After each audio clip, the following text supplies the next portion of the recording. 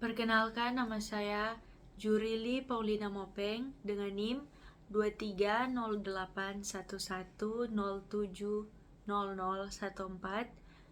jurusan Antropologi Sosial, Fakultas Ilmu Sosial dan Ilmu Politik, Universitas Samratulangi, Manado. Pada saat ini saya akan memaparkan tugas teks ulasan buku yang telah diberikan oleh dosen pengampu Dr. Anda Jenny Imbang M. Hum. Sebagaimana kita ketahui, sebelum kita membuat tugas teks ulasan tersebut, kita harus memperhatikan struktur-struktur yang ada, seperti identitas, orientasi, tafsiran isi, evaluasi, dan juga rangkuman. Dan sebagai identitas yang telah saya dapati, judul buku yaitu Dasar-dasar Logika, sebuah intisari metode berpikir, logis dan kritis, dengan penulis Nanang Martono dan Dalhar Sodik. Penerbit PT Raja Grafindo Persada.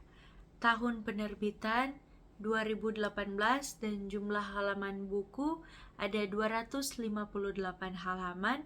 Bahasa yang digunakan yaitu bahasa Indonesia, serta warna buku sampul yaitu warna putih dan warna biru. Dan yang bagian kedua yaitu orientasi. Buku ini ditulis oleh Nanang Martono dan Dalhar Sodik. Mereka adalah staf pengajar di salah satu universitas yang ada di Purwokerto. Buku ini ditulis dan diterbitkan untuk meramaikan keberagaman buku-buku dasar logika yang ada. Penulis juga berupaya untuk meningkatkan kualitas pembahasan materi sehingga buku ini layak untuk dinaikkan status menjadi sebuah buku ajar. Penulis juga mengakui bahwa di dalam buku ini tidak ada sesuatu yang baru dibahas. Artinya, apa yang telah dijelaskan dan dibahas di dalam buku ini sebenarnya juga telah dijelaskan dalam buku-buku serupa, yaitu buku-buku dasar-dasar logika dan tafsiran isi. Buku ini memaparkan bagaimana kemahiran kita dalam berpikir logis dan kritis. Dengan belajar logika, sebagai manusia kita dapat berpikir secara jernih, sehingga tidak mudah terpancing emosi karena salah mengambil kesimpulan atau salah mengambil suatu keputusan. Dalam buku ini juga kita belajar bagaimana hubungan logika dengan ilmu-ilmu pengetahuan, sehingga kita dapat menjelaskan tujuan manfaat logika dalam pendidikan. Juga ada beberapa metode yang digunakan dalam buku ini, seperti metode deduktif, induktif, eksperimental, survei, juga analisis kualitatif. Metode-metode ini seperti metode deduktif menggunakan penalaran yang logis untuk mencapai suatu kesimpulan, penalaran langsung maupun tidak langsung. Sementara induktif melibatkan generalisasi dari kasus-kasus yang spesifik. Juga metode eksperimental menekankan kontrol dan penguji hipotesis.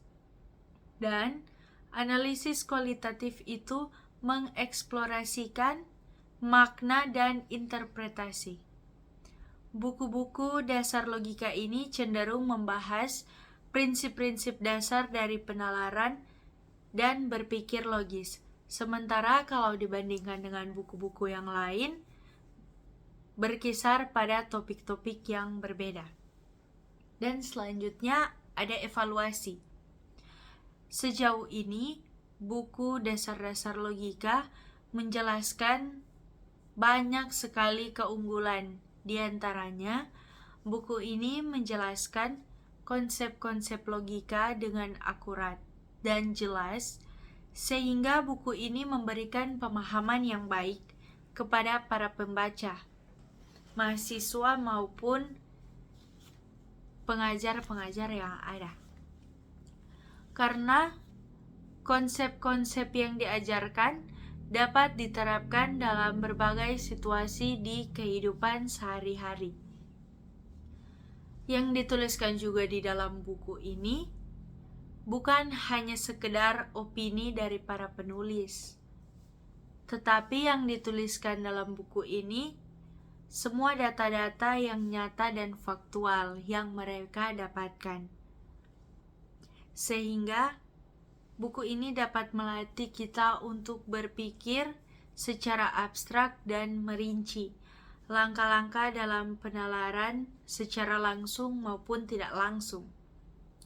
Adapun juga kelemahan yang kita dapati di dalam buku ini, ada beberapa pembaca merasa sulit untuk melihat relevansinya dalam kehidupan sehari-hari.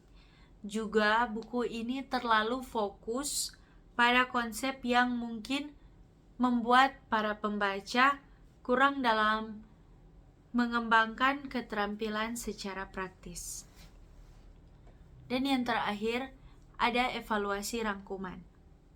Dari buku dasar-dasar logika ini sangat bermanfaat karena telah menyajikan ilmu-ilmu yang mempelajari cara kita berpikir secara logis dan kritis, dengan secara langsung maupun secara tidak langsung dalam kehidupan sehari-hari kita.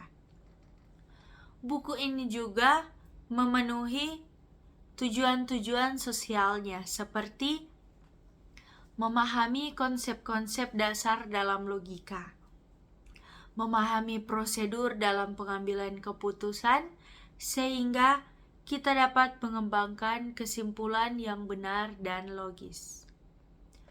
Sekian tugas dari saya. Apabila ada salah dalam pengucapan kata, saya meminta maaf sebesar-besarnya. Sekian dan terima kasih.